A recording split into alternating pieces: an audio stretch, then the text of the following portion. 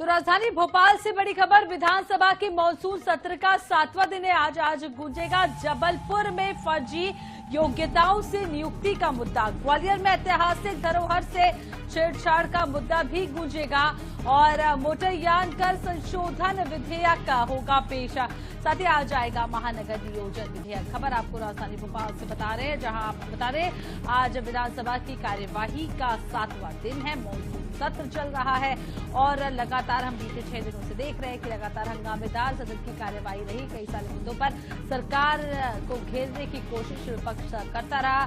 सदन के बाहर हो या सदन के अंदर, विपक्ष का हंगामेदार असर यहां पर देखने को मिला। और आज फिर से आपको बता दें, यहां पर कई सारे मुद्दों पर विपक्ष सरकार को घेरता हुआ नजर आएगा। जबलपुर में फर्जी योग्यताओं से नियुक्ति का मुद्दा भी गूंजेगा। इसके अलावा ग्वालियर में ऐतिहासिक धरोहरों से छेड़छाड़ का मुद्दा भी गूंजता हुआ नजर आएगा। मोटरयान कर संशोधन विधेयक पर चर्चा होगी और आज महानगर नियोजन विधेयक भी पेश किया जाएगा।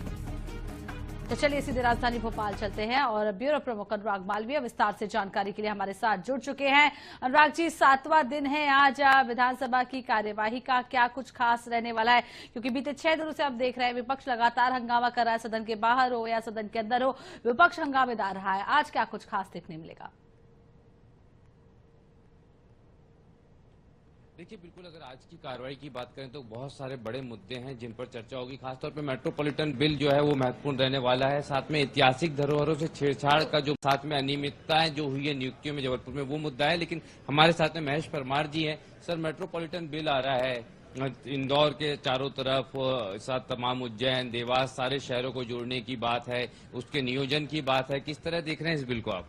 सबसे पहले तो ये किसानों की भूमि हड़पने का बिल है, जो मुझे जानकारी में मोटा मोटा जो है कि उसमें एक एक किसानों की जमीन अधिग्रहण सीधे हम कर सकते हैं। तो मैं किसान गरीब ग्रामीण परिवेश का आदमी हूँ, सब में तो किसानों की बात करूंगा, किसानों का प्रतिनिधि हूँ। और जो भी है, अगर उसकी क्या क्या सुविधा मिलेगी, उसके क्या क्या लाभ मिलेंगे, पहले जनता से, जनप्रतिनिधि को विश्वास में तो ले, हम लोगों को बताएं क्या उसमें क्या क्या उसकी खासियत, क्या उसकी विशेषता क्या है। अगर 4 शहरों को जोड़कर एक बड़ा व्यवस्था एक जगह बना रहे हैं तो उसकी क्या है व्यवस्था, तो उसके अच्छे और बुरे दोनों पहलू देखना चाहिए। लेकिन दिखाए तो सही पहले कम से कम। और मुझे जानकारी मोटा मोटा जो है कि इसमें एक देखा कल किसानों की सीधे हम जमीन ले सकते हैं बिना उनकी सहमति से। तो मैं तो कहता हूं कि मेरे तो नजर से ठीक नहीं है, इसका मैं विरोध करता हूं। लेकिन सबसे पहले जनता जिसके द्वारा ये चुनी हुई सरकार है, तो जनता को तो विश्वास मिले कि मेट्रोपॉलिटन है क्या। तो जब तक लोगों को, जनता को, जनप्रतिनिधि को, आमजन को मालूम नहीं होगा, उसके पहले अगर कोई चीज पारित करना हो ठीक नहीं मेरे हिसाब से। बिल्कुल, तमाम कई सारे बड़े चेहरे हैं। राकेश सिंह जी हमारे साथ में हैं, उनसे बात करते हैं। सर, मेट्रोपॉलिटन बिल लाने की तैयारी है, जबलपुर, इंदौर जैसे बड़े शहर जो है। मुझे बहुत अर्जेंट लौट के करता हूँ मैं। सर, तो ये अगर हम बात करें, सर जब तक नहीं आ रहे तब तक की बात करते हैं, जैसे ही आप गाड़ी ज्वाइन कर लेंगे।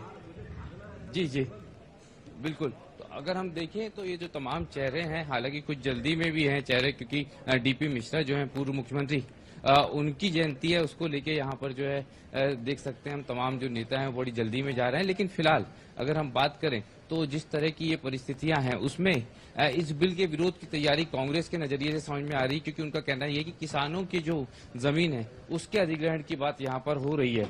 हालांकि अब देखेंगे कि सरकार की तरफ से इसका क्या पक्ष आता है। अभी तमाम विधायकों का और मंत्रियों का पहुंचना यहाँ भी फिलहाल शुरू ही हुआ है और उनसे जानकारी लेते हैं कि आगे क्या रुख रहने वाला है इस बिल को लेकर। लेकिन इसके अलावा अगर तक कार्रवाई की बात करें हम, तो ध्यानाकर्षण प्रस्ताव है। खासतौर पर अगर हम ग्वालियर की बात करते हैं, ग्वालियर क्षेत्र में जिस तरह की परिस्थितियां हैं उसको लेके एक बड़ा ध्यानाकर्षण प्रस्ताव है।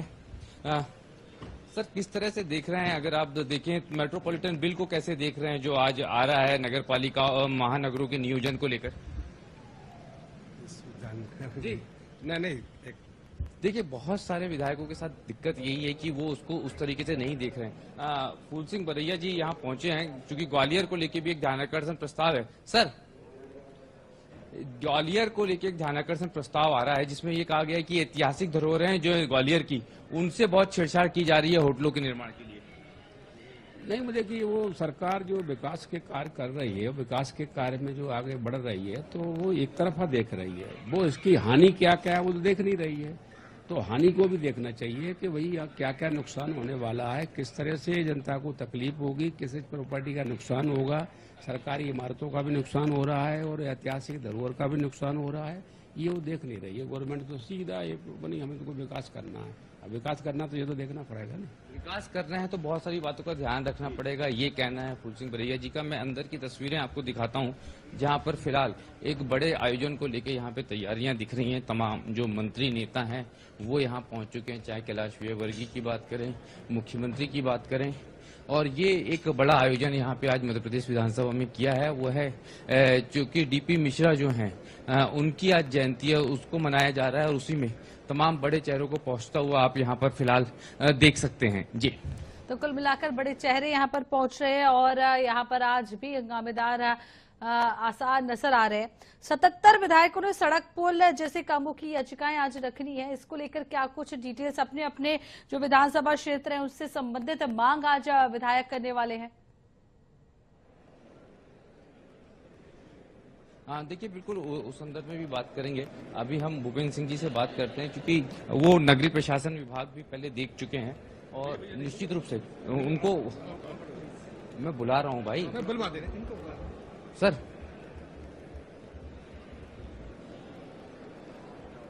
एक लंबे समय से जो है सर नगरीय प्रशासन विभाग आपने देखा है, अब मेट्रोपॉलिटन बिल सरकार ला रही है, किस तरह का आप देख रहे हैं इससे विकास के संदर्भ में? देखिए, आज जो सरकार मेट्रोपॉलिटन बिल लेकर आई है, इससे जो हमारे बड़े शहर हैं इनमें और तेजी से डेवलपमेंट होगा। और अभी डेवलपमेंट में जो कुछ कानूनी अड़चनें आती थी, दिक्कतें आती थी, वो इस बिल के आने के बाद वो सारी कठिनाइयाँ या जो कानूनी दिक्कतें हैं वो ठीक होंगी। और साथ ही मेट्रोपॉलिटन सिटी बिल के माध्यम से जितनी भी हमारी मेट्रो 10 लाख से ऊपर की सिटी जिनको हम मेट्रो की श्रेणी में मान रहे हैं, तो उससे हमारे जैसे लोक परिवहन है, हम सब जानते हैं कि आज सबसे बड़ी चुनौती हमारे सामने एक लोक परिवहन की चुनौती है, क्योंकि हम सब जानते हैं कि 70% जो पॉल्यूशन होता है वो वाहनों से होता है। तो दुनिया की जितनी भी डेवलप्ड कंट्री हैं उनमें सब में लोक परिवहन को सर्वोच्च प्राथमिकता वहाँ की गवर्नमेंट देती है।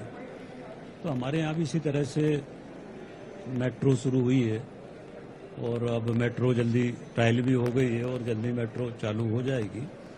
तो लोक परिवहन की दृष्टि से भी और जो 10 लाख से ऊपर की आबादी के शहर हैं तो उनकी विकास की दृष्टि से भी ये विधेयक काफ़ी महत्वपूर्ण है।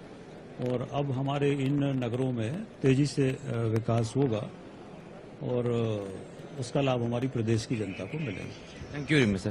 तो ये जो है एक बड़ा विकास होगा, ये भूपेंद्र सिंह जी का कहना है, खुद नगरीय प्रशासन विभाग बड़े विकास की बात करते हुए नजर आ रहे। लगातार हमारे साथी अनुराग जी लोगों से जुड़ने की और बात करने की कोशिश कर रहे हैं। अनुराग जी, बहुत बहुत शुक्रिया फिलहाल तमाम तस्वीरें दिखाने के लिए। आगे आपसे अपडेट लेते रहेंगे विधानसभा की कार्यवाही को लेकर। तो आपको बता दें 7वां दिन है और हंगामेदार आसार नजर आ रहे हैं। कार्रवाई से पहले सीएम डॉक्टर मोहन यादव क्या कुछ कह रहे हैं आपको सुनाते हैं। मध्य प्रदेश के बहुत ही संघर्षशील नेता थे, वे कवि थे, लेखक थे, पत्रकार थे और यशस्वी राजनेता थे। उनके कार्यकाल की अनेक कहानियां आज भी लोकतांत्रिक व्यवस्था में प्रचलित हैं। सर्वप्रथम हिंदी पत्रकारिता को उन्होंने राज्य में स्थापित किया और सबसे पहले लोकमत नामक समाचार पत्र निकाला और जब वो बंद हो गया तो सारथी नामक पत्रिका का संचालन किया और हमेशा ये अपनी लेखनी से राष्ट्रवाद प्रतिपादित करने का प्रयत्न करते थे। जेल में थे तो जेल में उन्होंने रसायन ग्रंथ की रचना की। स्वयं